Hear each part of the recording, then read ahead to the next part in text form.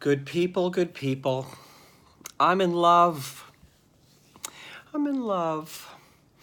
This is one of the longest relationships in my life, and it's been a love story for a long time. But today, not only do I love, but I'm realizing I am in love with my Singer sewing machine. My Singer sewing machine. My parents got me this Singer sewing machine for Christmas. It could have been the end of the 80s. I know I carted it back home on a bus from New Jersey to Manhattan, where she has lived with me ever since.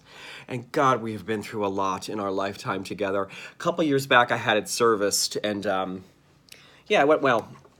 But then within another few months of that, it started like grinding. Like I couldn't get it to move. I couldn't get it to do anything. I want her to be in the shots.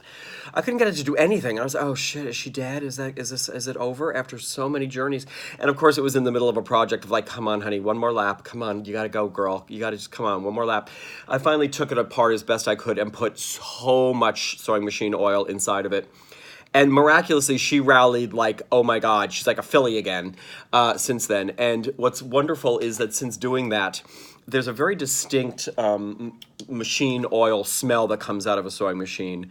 And it reminds me of growing up because my mom, aside from raising 4 children and a king baby husband, did sewing projects. I remember being a kid sitting on their bed in the bedroom, like all but jumping out of my skin while she made my witch costume in the 3rd grade. 4th grade, I was, wait for it, half boy, half girl.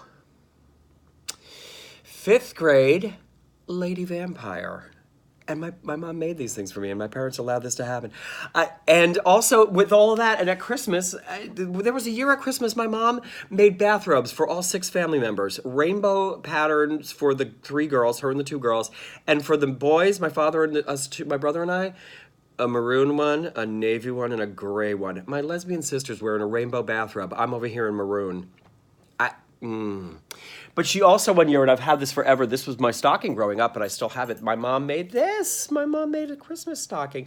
It's stitched, and it's also Elmer's glued. Hello, Elmer.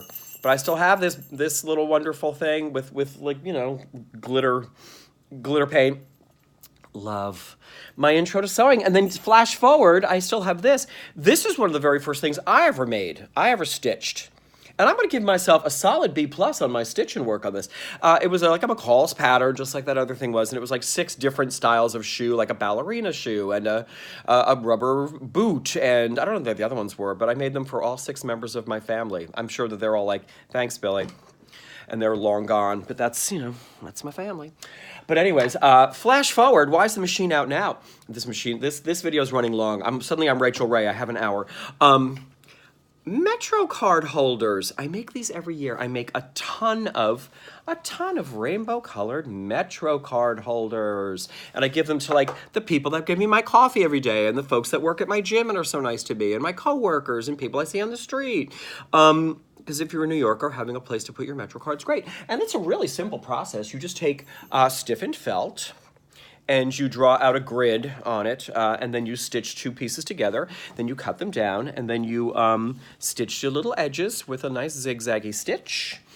Glitter everywhere, a rule that I have broken. And then you use this little pattern to cut out the little hole part for the thumb hole, and then so you can slide the card in and out. And you do that. So me and the Singer have had a lovely season of love. And every time I'm done with the project, I just have to remind myself, oh, Singer, how I do love you so. My longest relationship, my Singer and me. Happy holidays.